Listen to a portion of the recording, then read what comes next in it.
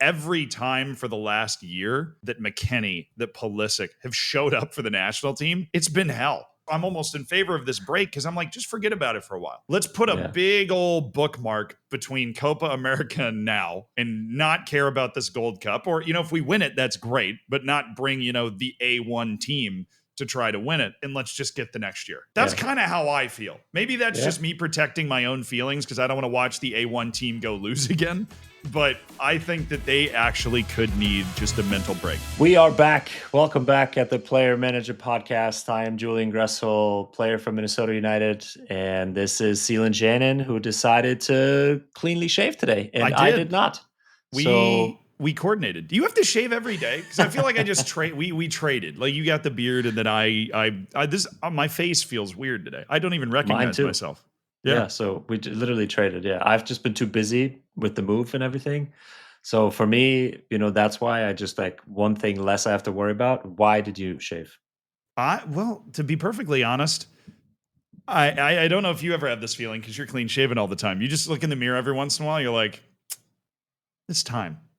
I'm tired of finding the little setting on the razor to try to, it was time. And it feels good. And then you walk outside and you're like, oh, wind, right? And I promise we do have an exciting podcast for you. It's not just all, sexy looks and facial hair if you're watching on YouTube. It is also the end of our giveaway. You have a chance at the end of this episode to pick up a jersey, which would be fantastic.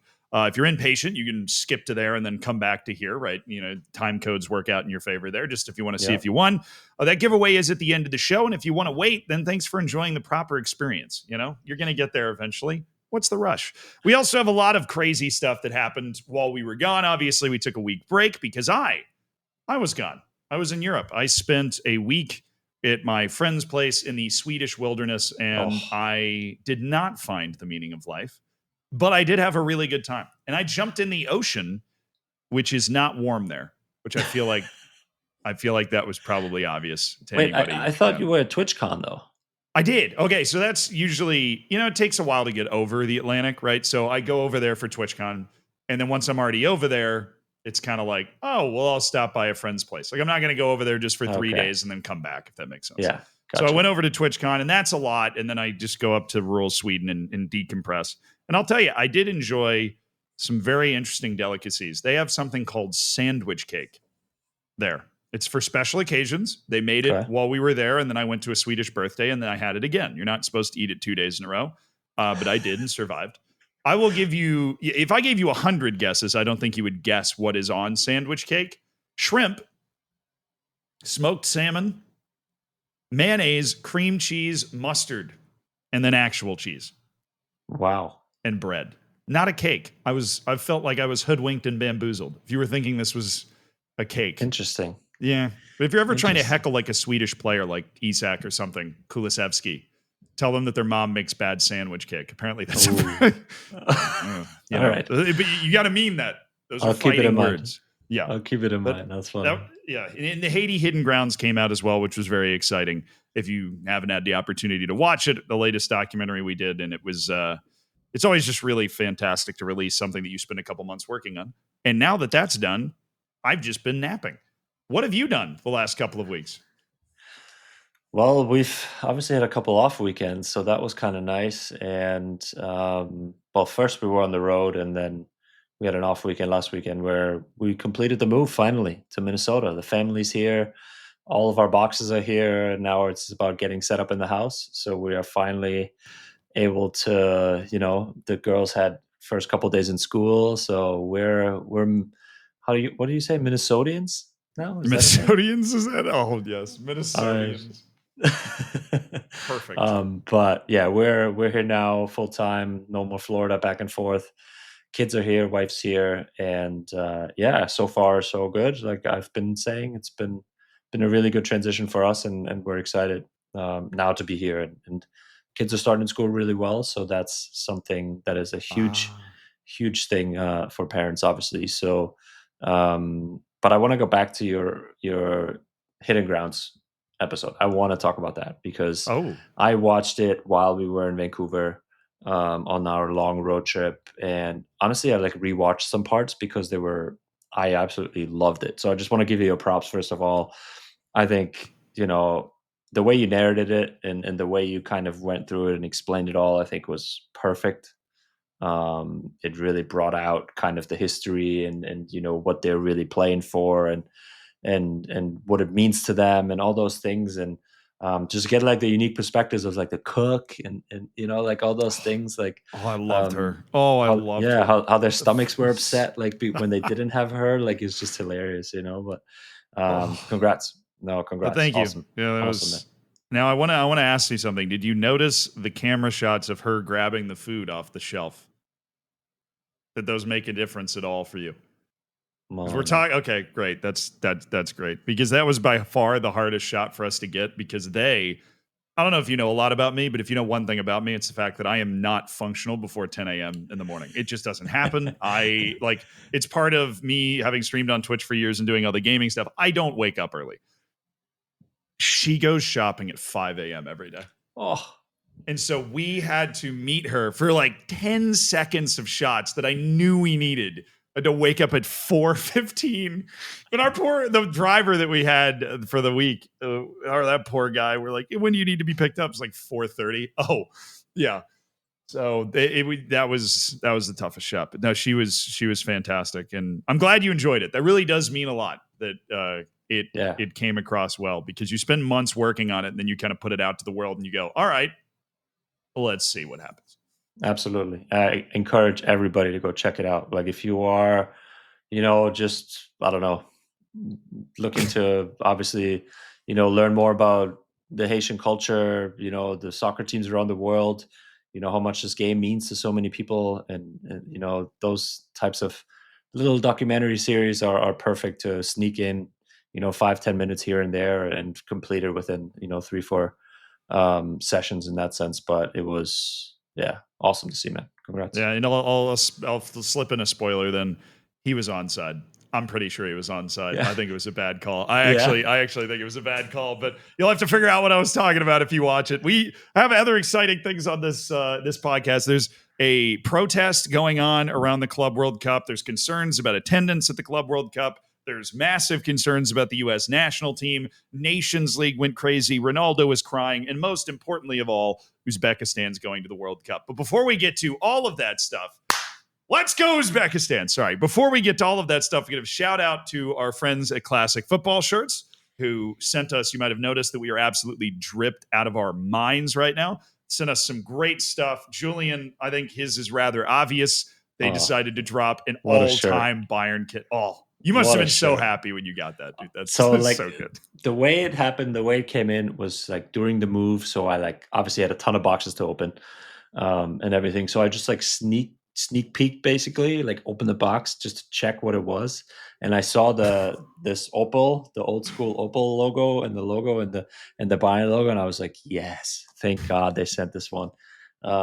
Amazing. Yeah. I love how they sent it it's like oversized too. So like the old school oversized jerseys, how they were back then, like just like loose and like just like Oh, flopping yes. everywhere.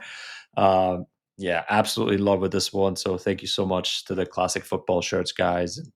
And what do you got on? I didn't know.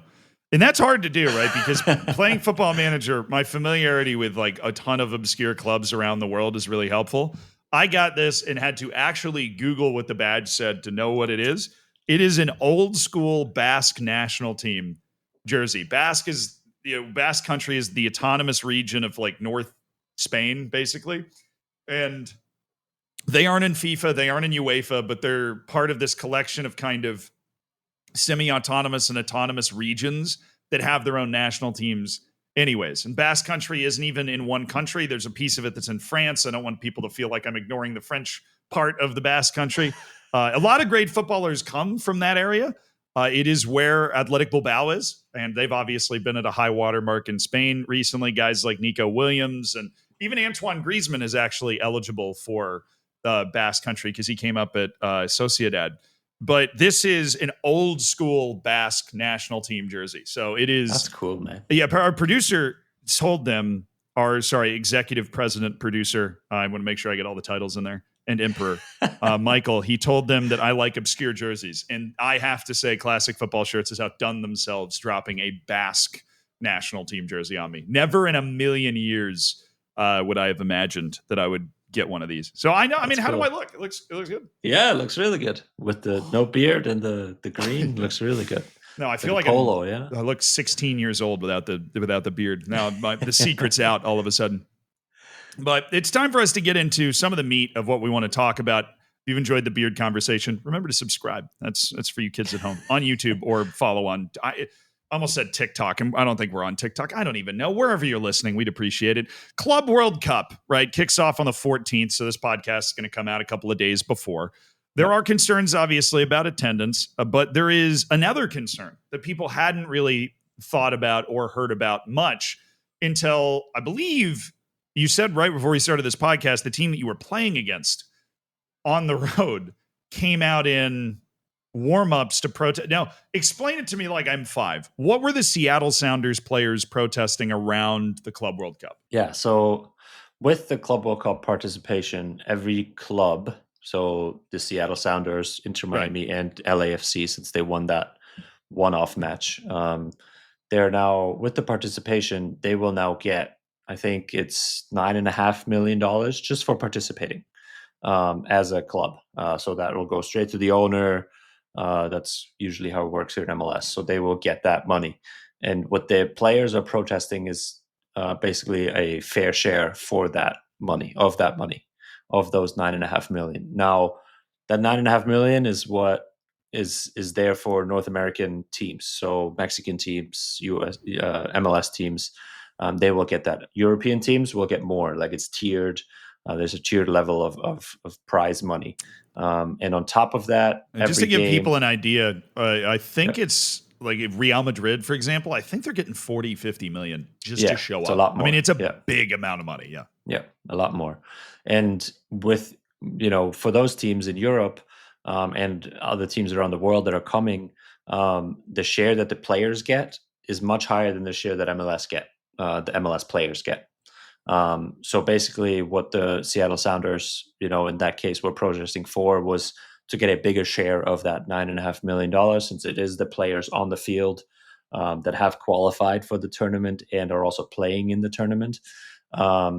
There's currently a CBA that's all part of CBA. There's a stipulation that was put into the CBA before the Club World Cup was created, and before this huge prize money was created, and that maxes out at 1 million for the whole player pool. So all the 30 guys, let's say on Seattle Sounders, will get 1 million to split up amongst themselves however they want, and that is, obviously a little bit, I think, just over 10%, and not really comparable to what teams around the world are getting in terms of percentage wise. So equal, pay in that sense doesn't really exist, just because that we're capped at this $1 million number as players. So that's what they were protesting for, and I think it's a legitimate claim, right? Like, I was part of the. Go ahead. No. I was saying I agree with the idea that it's a legitimate claim, because when you put it in the perspective of 10%, it sounds horrific. But I wanted you to keep, you were involved in some negotiations that I'm not party to. Yeah. So as I was still in Inter Miami early on in preseason and everything, the MLS Players Association makes their rounds and talks to, every locker room in the different markets. And when they came to us, I raised it, in preseason. This was all the way back in February, about, hey, I think there's going to be a huge prize money payout for this Club World Cup tournament, the way, Infantino is promoting this around the world in the White House and, wherever else he was. So I knew there was going to be a big payout, and I wanted us to get ahead of it in a sense. So I flagged it right away, and we've had ongoing discussions within the PA about this. And MLS has been really hesitant, really has been silent about any sort of, negotiating, any sort of asking us or talking to us about it. Whenever the PA was bringing it up, they were, just staying silent. And that's why I think it got to a point. Obviously, I stepped away from Miami, so then I wasn't really part of the day-to-day or weekly conversations so much anymore. but from knowing guys on there still, and trying to lend an ear of advice, and the MLSPA kept the whole player pool updated as well. We obviously found out that the Seattle Sounders were going to have a little, protest, and with the T-shirts that read Club World Cup cash grab, on it. So it was very, very, opinionated and very direct in a sense, where obviously MLS, I think, got upset. I think the Seattle Sounders owner got quite upset. He went into the locker room after the game to confront the team about it, I heard. And I think Tom Bogert is reporting all on this. So it's, the Club World Cup is starting. We're recording on Tuesday in 4 days. So we'll see what happens. It has been a little bit more back and forth, but, not too much. And it's certainly something that I think, as CBA negotiations are starting to happen over the next year or two anyways, because the CBA is expiring, this is kind of a little start of that process. And so far, it's been not great. Not great. And for those in the global community, the CBA is the collective bargaining agreement. So it's like between the MLS Players Association and the actual owners of MLS as to who gets what in revenue to try and sort stuff out like this. Tom Bogert's also saying, I was checking on some of that reporting while you were talking about it. Apparently the negotiations, like CBAs can be difficult to negotiate, right? There's a lot of money and there's a lot of mouths to feed and a lot of people that are entrenched in their different positions, right? Julian obviously being very familiar with this. Apparently after the protest, MLS made their offer worse for what they were willing to propose as an amended payout. And so the MLSPA then responded by making their offer worse. Now they want 40%. And so if we're talking about this as a starting point for the collective bargaining agreement, yeah, it's not great. We've got both camps going in complete opposite directions. And I would not be surprised if this got worse before it got better. I also wouldn't be surprised if there wasn't something else like this around the Club World Cup. I've been wondering if you were going to hear certain players be vocal about it. We've had this in the past. I'm going to hit you with a background dump. I remember Kevin De Bruyne saying that he was getting mad at fans getting upset at him for the Nations League or something, because I think he decided that he wasn't going to play in the Nations League for Belgium or whatever it was. And the fans were mad at him. And he's like, look, do you care about this? Because I don't care about this. Like, this is just some other turn. Like, I got all these other things to play in that I care about, like World Cup qualifying and all this stuff with my club. And he basically just said, he came out and said, I don't care about this. I'm waiting. I think it might happen. I'm waiting for somebody from a European club to come out and say, why am I here? What am I doing here in this Club World Cup? Do you think that would happen, or are they just, is the money going to be able to just smooth it all over? Well, I heard from the Bayern camp, for example, I heard Joshua Kimmich, who's obviously one of the most, pronounced German players out there, that he's actually excited about the Club World Cup. So, I think it depends, right? I think it depends from player to player. Maybe it's probably not going to be something where they fight, on the field for, just like they were winning the Champions League, I think there's obviously a different emotional state that will happen. But hey, you talk about that type of money on the line, like you talk about players at Real Madrid getting, I don't know, $1 million or $2 million each, not for the whole player pool like we're getting in, like as a whole player, as a team. So if I were to put it in perspective, $1 million divided by 30, maybe our producer can do that math really quick. It's like $35,000. I really hope that I'm not so far off with that. But in a sense, right? Like if you put that in perspective to like that amount, it's obviously not as much as getting $1 million or $2 million each individually. And then if you continue to win, you obviously accumulate more and more money. And that's also the issue where we are, trying to negotiate. Is like, okay, what if we win another game? Because that's another, I think, $4 million in the owner's pocket. Nothing of that will go to the players. because they're capped at the 1 million mark. They will max that out. That's where things stand right now, capped at 1 million. If they were to tie insane that's or win what a game, they get more. The owners will just pocket everything and continue to get more, and the players will get nothing. And in Europe and everywhere else, the players will 100% get a lot more money the further they go in the tournament. And that's how that bonus should be. A bonus is a bonus that you earn by playing well. And if you play well but then you don't get anything, and just the owner gets rich, that's unfair in my opinion, right? And that's I think where the whole process is at the moment. Yeah, I mean, for those that don't know, in the world of soccer, in the world of football, there are competition bonuses. This even exists in Football Manager, where at the beginning of the season, the players and the manager, the owner, they will agree that if we there's a tiered competition bonus, and you're going to get this much money depending on where we finish in the league. You're going to get this much money, and then of course in players' individual contracts, they also will have those bonuses. I think the issue around the Club World Cup is that it's new. Right. This is a whole new thing. And so it wasn't anticipated in contracts and negotiations. Yep. And that's why they're fighting for it. Just want to, verify my own math skills here. It is 33,003 repeating nice. Dollars that each player will get. So that's what I was fist pumping about. That's what I was excited about.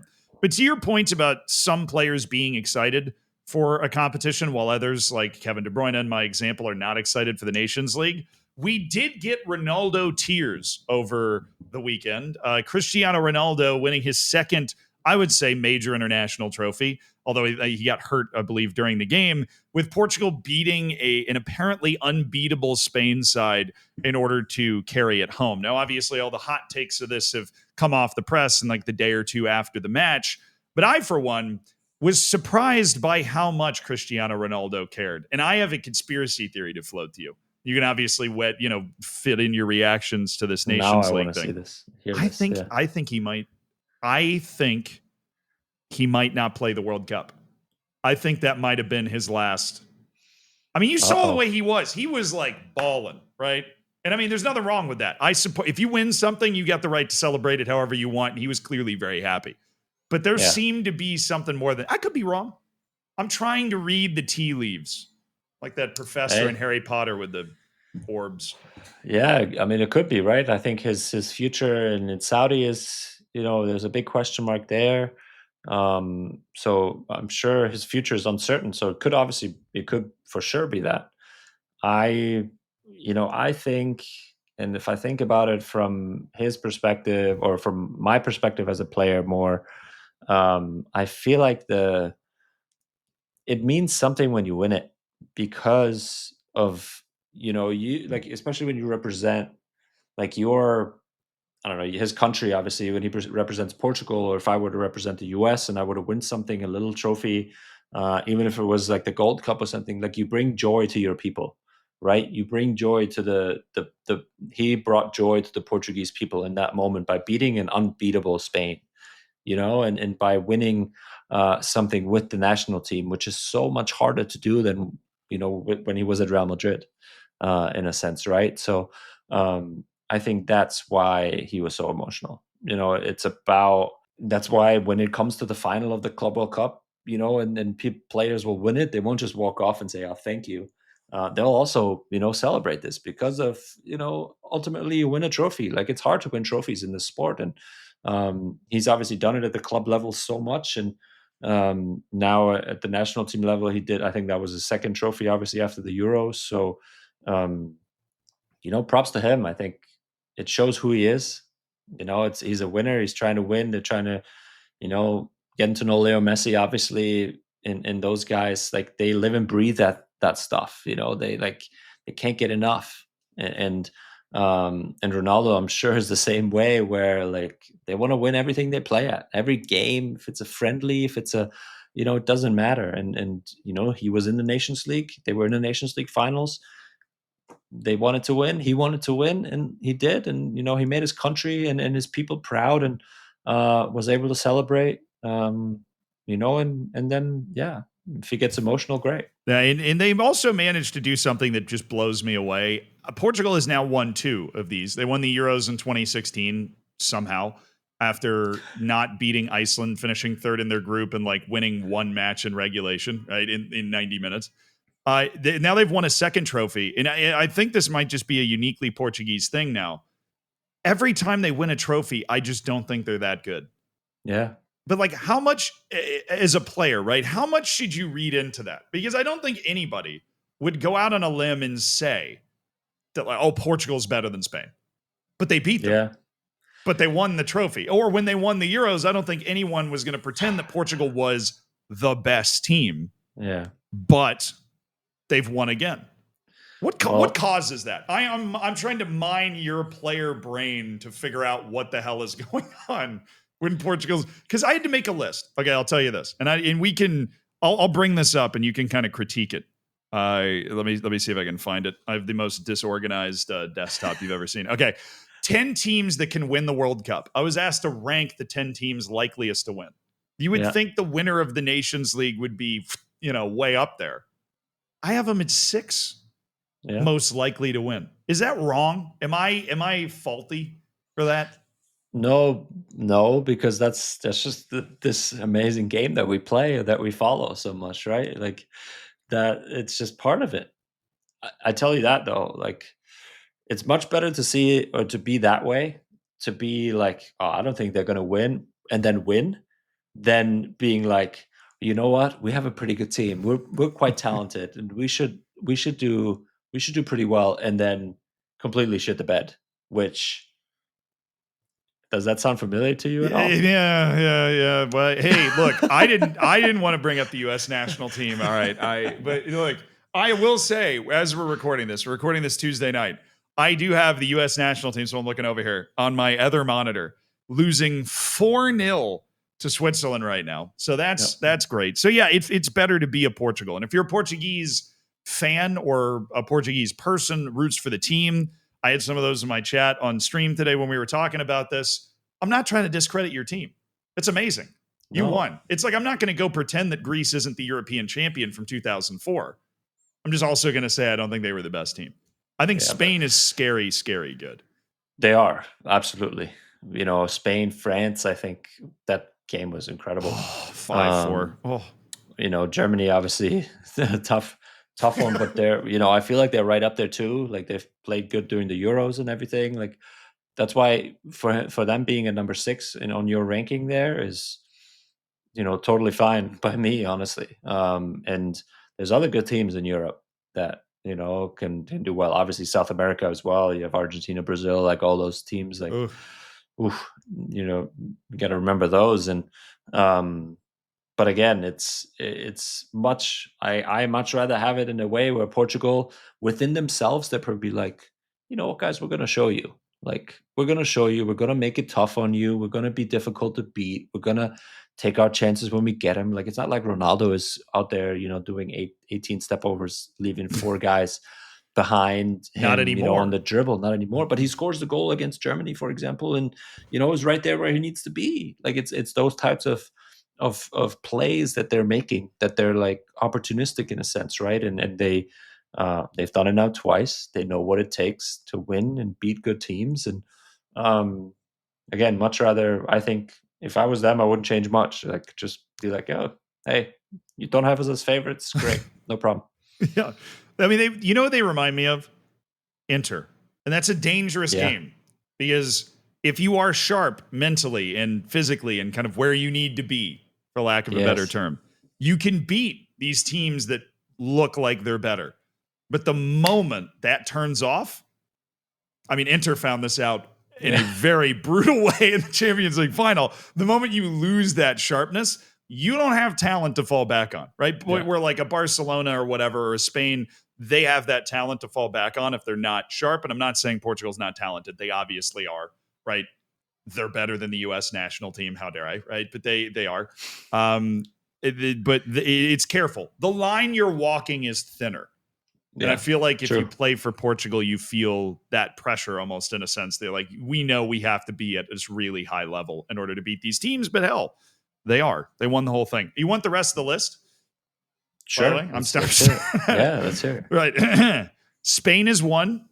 I believe Spain is 1. France is 2. I think those are the two best teams, right? 3, England, I think. Okay. I mean, very talented, but also it's England, right? Problem. 4, Argentina. Yeah. Messi and Inshallah does very well. I don't think, I think Spain and France can probably run riot on them if they get things going, but they might not. 5, I have Germany. So I when you were talking about Germany still being right up there, I believe it. Yeah. But of course, that's awkward because Portugal just beat them, but I got Portugal at 6. That's where it gets interesting to me, because I feel like there's those 6 teams, and then there's just kind of this bunch abyss. Yeah. So we're gonna drop into that a little bit. Croatia at 7. That's so I'm going. There's only 2 teams that have made the semifinals of the last 2 World Cups. It's France, obviously, and Croatia. They play well. 8, Netherlands. Okay. Competent. And then 9, and this is the one that I'm basically reading you this entire list because I know this is going to jolt you, because there is also one country that I haven't said yet. Japan. Okay. And then 10, Brazil, because I can't. I know. You don't have Uzbekistan in there? Come on. I made this list on stream, and the number of people shouting, screaming for Uzbekistan to be on there. No, I am not that much a believer in the White Wolves, but I am in Japan because they dominated World Cup qualifying. And to be honest, they've made back-to-back knockouts at World Cups, and it's looked really good. They blew a 2-goal lead or whatever it was against Belgium, or came back from 2 down. I can't remember what it was, and then gave up a 94th minute winner. And they lost in pens to Croatia, who then beat Brazil and made the semifinal at the last World Cup. So I think Japan's due. I'll put them at 9. But that's enough of not Uzbekistan talk, because that's right. Yeah. Let's do it. Oh, finally. So how about this? How much do you know about Uzbek football? Before this podcast, before I sent an email that said, I want to talk about Uzbekistan on this show. Nothing. I know. I mean, I don't, right? Like, I know that they have never qualified. This was the first time that I got different notifications on my, sports apps that they have qualified and stuff. So I knew that this is the first time. And just from talking to you, it sounded like they've been very close. Oh, yeah. You ready? I have it all pulled up. I can paint you a picture. Okay. So Uzbekistan, obviously part of the Soviet Union. So they got unleashed in the early 90s. Since then, unlike a lot of other countries, and by the way, this country, even though you might have never heard of it, it is large. This is not a country that doesn't have a lot of people. There are 30-something million people in Uzbekistan. It's more than twice the size of the Netherlands for population. So there are a lot of Uzbeks. You just don't come across them in your daily life because you probably live in Western Europe, South America, or North America if you're listening to this podcast. In 2006 was when they first made their push. And they got to something called the Asian Playoff, which if you win, you go to the Intercontinental Playoff, which is basically another showdown. And in this case, if you win this tie, you play Trinidad and Tobago, which is an eminently beatable team. Yeah. They lose in 2006 in the Asian Playoff to Bahrain on away goals. Away goals. Brutal. Right? But you're thinking, that's all right. 4 years from now, they're going to be even better. They're going to make the dream work. No. They make it to the final round of Asian qualifying. They finish last. But they got to the final round. This is still their worst performance. 2014. You can tell I've been waiting for this all day. 2014. They're back. They get to the Asian playoff again. Same situation they had against Bahrain. This time they're playing not Michael, Jordan. 2-2 on aggregate. Penalty shootout. They lose the penalty shootout 9-8.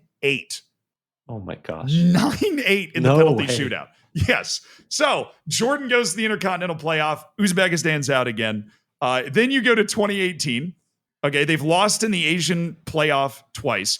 This time, Uzbekistan doesn't even make it. Oh, wait, sorry. I was so excited about this, I missed it. In 2014, you end up in the Asian Playoff if you finish third in your group. Yeah. They finished third in their group by 1 goal difference. 1. They were 1 goal difference away from going to the World Cup. That's that difference. If you finish second instead of third, you go. The team they finished behind was South Korea. So this is legit. Like, they're not competing against Bahrain or whatever here. 14 points. South Korea at a +6. Uzbekistan has a +5. Then you lose a penalty shootout 9-8. So that one really hurt. 2018, they missed the playoff by 2-goal difference. Same situation. I mean, they missed the World Cup. I mean, this is heartbreak after heartbreak. No, it is. This is 20 years, by the way. Each one of these things I'm reading is 4 years from the last one. So, I mean, this is a whole generation of players that are just having to go back to Tashkent with their, tail between their legs, people crying in the streets. This is a football mad country, by the way, right? That just has not had the opportunity to get on this stage. So they were 2 points away from the World Cup. They don't go to the playoff. And then in 2022, this is the first time in over 20 years, they don't even make it to the last round of qualifying. And the reason is they get a group of death, which matters because you have to get enough points in second place. It's one of those things. Yeah. So they finish behind Saudi Arabia, but the other team in their group is Palestine. Now, if you know anything about Palestinian football, they're good in Asia. They got to the last 16 of the Asian Cup, which means 3 of the top 16 teams in Asia were in this group. And this is a level of qualifying where your biggest competition is typically like Kyrgyzstan or Indonesia or something, right? But they somehow end up with this group from hell and they get knocked out. And so I'm thinking, oh, the golden generation's gone and the dream is dead. And that, if you're wondering when this is ever going to end, brings us to last week when I am in Sweden on a hike watching an illegal stream of UAE versus Uzbekistan because I am psychotic about this. And that was a super boring 0-0, but it is a 0-0 that finally sent Uzbekistan to the World Cup. They drew against UAE. That was the 9th match of 10. They almost blew it because they got dominated somehow. And Uzbekistan qualified, which means that we will get to watch English language commentators try to say the last names on this team. And I cannot express to you how funny and awesome that is going to be. I think they're going to hire you as a commentator to try and do that. Oh, that would be fantastic. Now, I mean, they're not as bad as they used to be honest. I used to play with this team on, like, they had the FIFA World Cup video games, and I felt so bad for them because of how many times they got that close that I would play with them to try to get them into the World Cup. I have legitimately, for no reason at all, just because I follow this stuff, I have been rooting for Uzbekistan for like 20 years. I mean, my entire adult life and before. It sounds like it. It sounds like it. So, hey, congratulations to you as well for thank you. It's finally the ride's over. Oh. You've done it. Now it's time for the world to catch up and learn. Exactly. No, and they have 2 players in Europe. You probably know one of them. I don't know if you know the other one. They have 2 players that play like for big European clubs that people overlook. One is Kusanov. He just signed for Man City. Yeah. The other one is Eldor Shomurodov from Roma.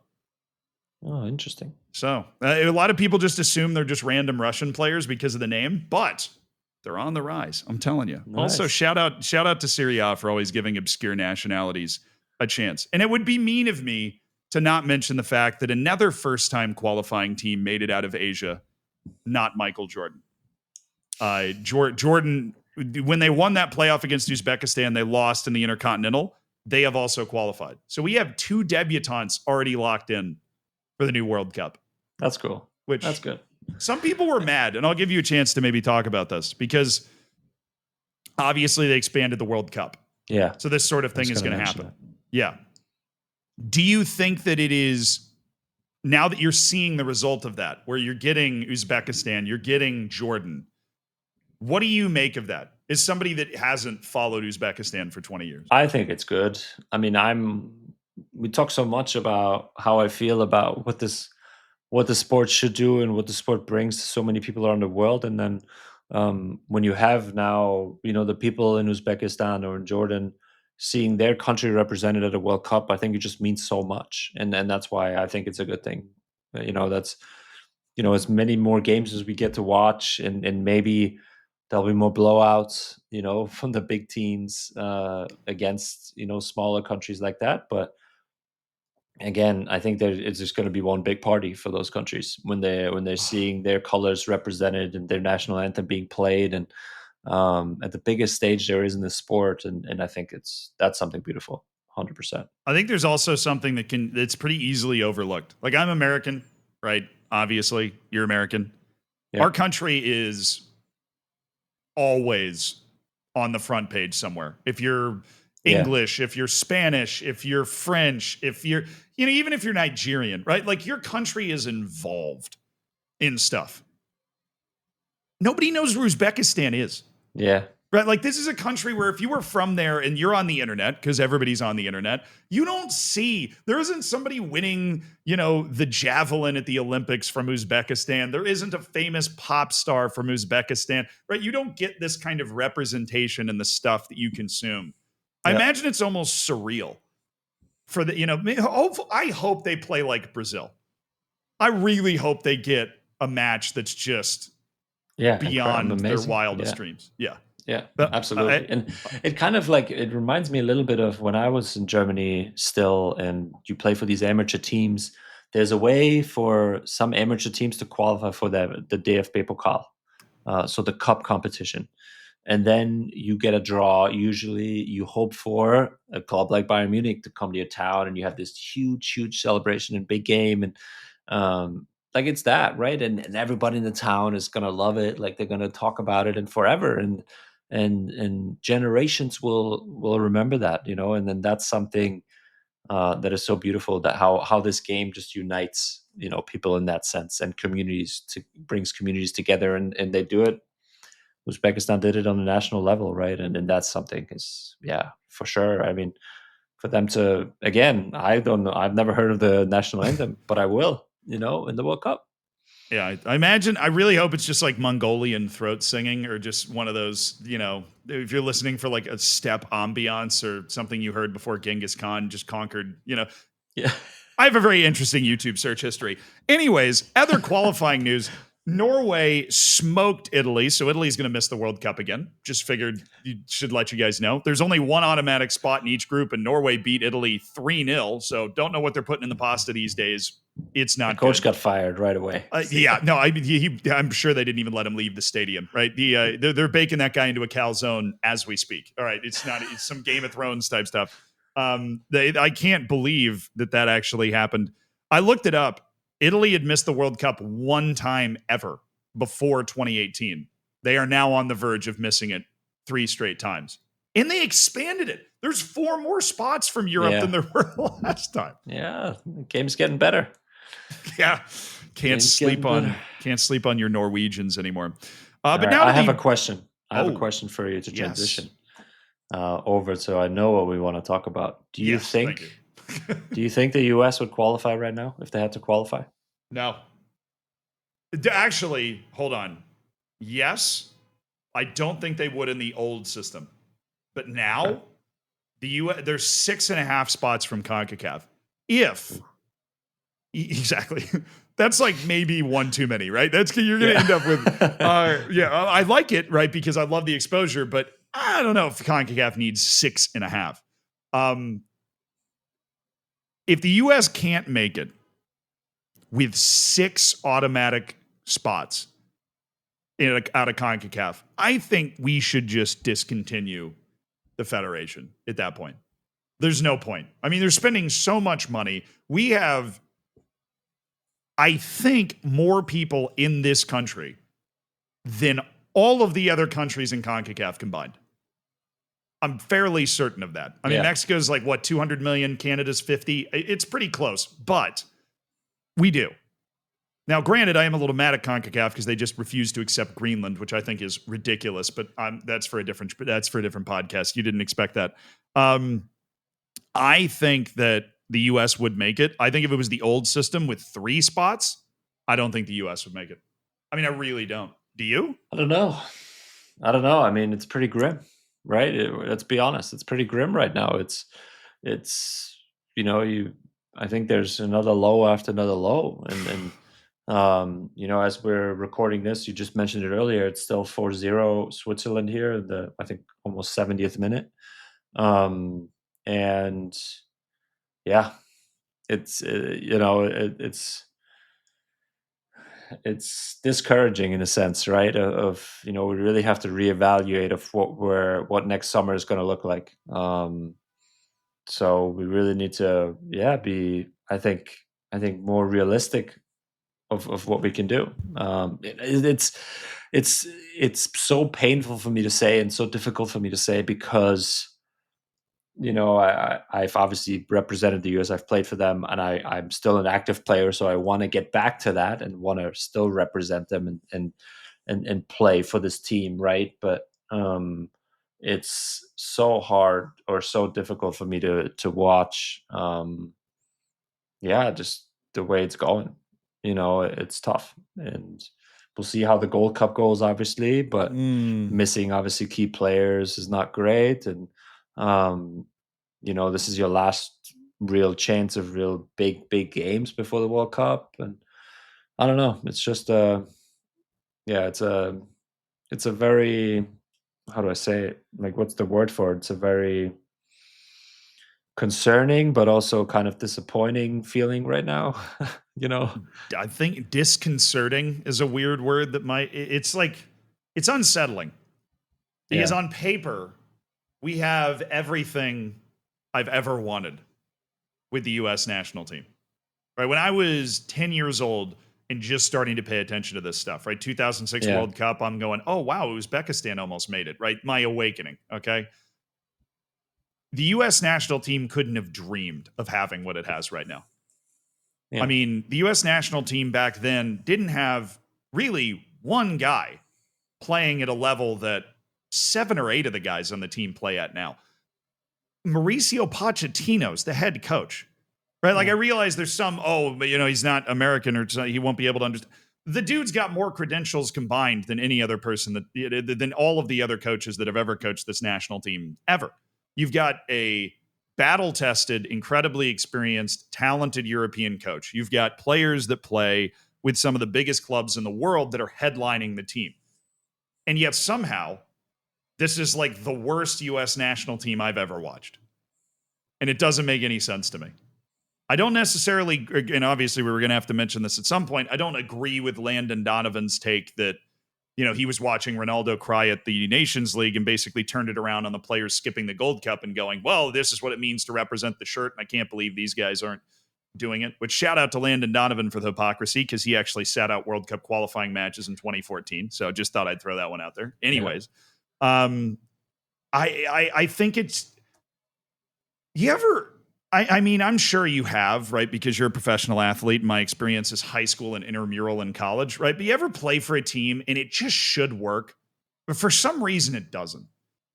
Like, for whatever reason, you go in practice and you look at the players and you're like, damn, this should work. And then you go out on the field and you're bad again, right? It's a pickup basketball team where the parts just don't fit together. I don't know why.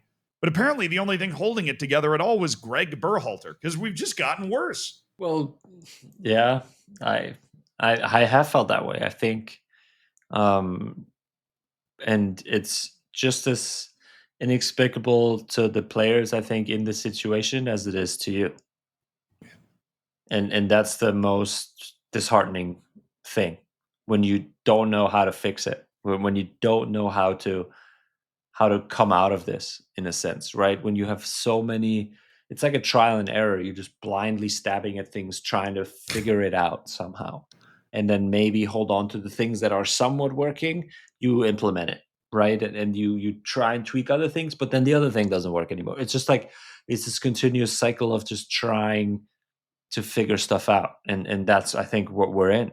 I think the staff is trying to figure out the players, what positions they're best at, and obviously you don't have as many games as you would like, I think, and don't have as much time together as a full A team to really, one, get to know each other more and get to play together more, before it gets really serious in the summer next year. A year from now, this is it's the real deal. Like, we're right there, and that's, I think, the piece that just is, is just gonna be tough, like, to figure out. But I can tell you, like, I'm sure the players have heard the conversations about, we need more, fight, and we don't have as much grit, and like Pulisic. I'm sure Pulisic, if you told him, come and play, like, I think he would. I don't think it's like a F this type of thing, like F this national team. I don't want to Yeah. play. I think he's making a decision for his long term health and maybe even for next year. Like, okay, maybe it is better for him to have a healthy full season at his club going into World Cup, not having played this Gold Cup. And maybe he would have, I don't know, picked up an injury or something like that and those types of things. So you never really know what's 100% going on behind the scenes. But so it's his decision, and that's it's okay. I think he's still going to be part of the team. Right? It's not like he's like a fringe player that says no, Yeah. needs every opportunity he gets. Like, no, he's the real deal. And so it's it's just a really tough situation. I think that the whole squad is in. Pochettino's in a difficult situation, but he seems to be committed. I heard him. I heard him kind of talk about the rumors from Tottenham a little bit. So at least, he is here and he's committed to this project, even though things aren't going well. That's obviously encouraging in a sense, a little bit, right? But hey, somehow we got to figure it out. And somehow I think it's also still just like maybe just resetting expectations, and saying, okay, we get out of the group, great. Yeah. And we go from there. Like, I know we all want to get to this semifinal, whatever, like we in our home country, like this is the time, to really show it all. But okay, maybe it isn't, and maybe we need to be more like Portugal and say, hey, okay, we're gonna just try and get out of the group. And maybe that then resets the players and gives them a different idea of who they really are. Because if you keep telling them that they're these hot stars and these big shots that play all together and this golden generation and everything, then you kind of go on the field with that a little bit and that swagger, and then maybe you lose a little bit of that edge and all those things. So sorry for the little rant, but go ahead. No, I'm pretty sure I talked about Uzbekistan for 20 minutes. So I think you're entitled. You're entitled to a significant portion of the rest of the podcast. I was just going to add, basically, I think that's what this break is a mental break. I don't know if this is entirely physical, but every time for the last year that McKennie, that Pulisic have showed up for the national team, it's been hell. Yeah. It sucked. And they've been getting roasted by people like Landon Donovan the whole time they're there, right? Like, because they're underperforming or they're not trying hard enough or whatever. Right. Everybody in that world of US soccer has been going at them. Yeah. And I'm almost in favor of this break because I'm like, just forget about it for a while. Let's put a big old bookmark between Copa America and now, right? And not care about this Gold Cup. Or, if we win it, that's great, but not bring, the A1 team to try to win it. Just put a big old bookmark and let's just get the next year. That's kind of how I feel. Maybe that's just me protecting my own feelings because I don't want to watch the A1 team go lose again. But I think that they actually could need just a mental break. Go sit in Cabo for a while. Yeah.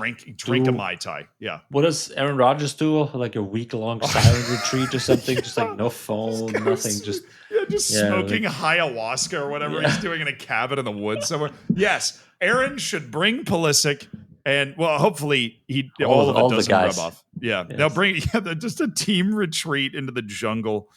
Oh, yes, this is exactly what we need. They just need to do some shrooms or something and change their way of thinking. Man, let's get we fixed it. Crazy. There we go. Yeah, I'm glad we could finally get to that point and diagnose everything. It is time.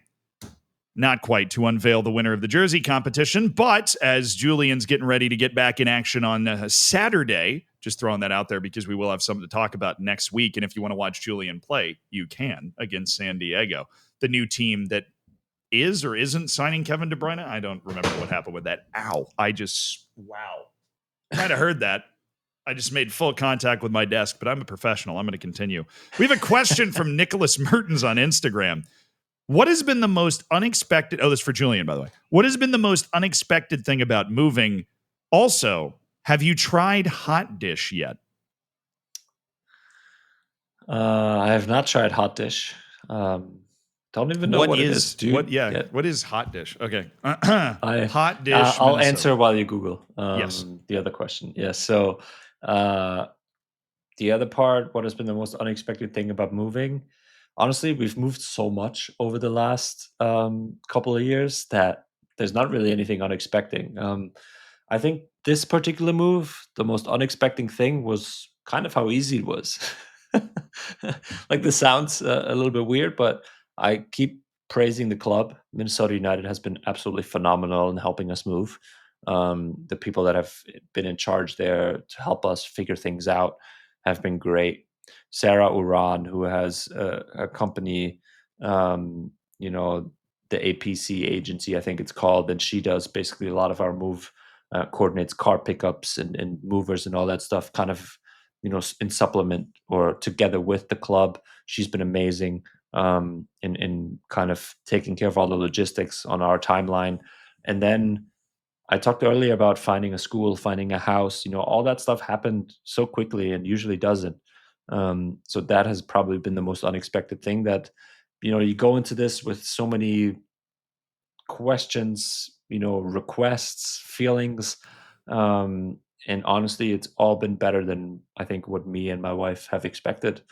So what is hot dish? Oh, it is the most middle America looking thing I've ever seen in my entire life. Hot dish is a tater tot casserole.